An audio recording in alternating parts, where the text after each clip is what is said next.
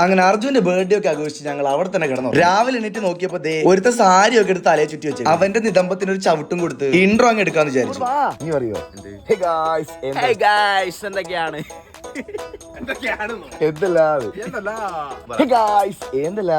ഇന്നൊരു വെറൈറ്റിക്ക് ഞാൻ സിംഗിനെ കൊണ്ട് ഇൻട്രോ എടുപ്പിക്കാന്ന് വിചാരിച്ചു. പക്ഷെ വിചാരിച്ച പോലെ അത്ര എളുപ്പമല്ലായിരുന്നു. നിങ്ങൾ എന്നെ ഒന്ന് കണ്ടു നോക്ക്. എന്റെ ഇൻട്രോ ഇത് പറയും.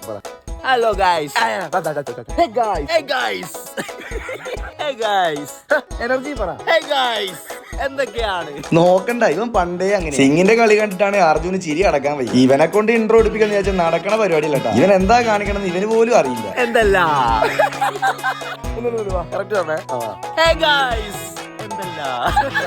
നിങ്ങൾ തന്നെ പറ, ഇത് വല്ലോ നടപടിയാവും. പറഞ്ഞു പറഞ്ഞ അവസാനം ടോണ് വരെ മാറി.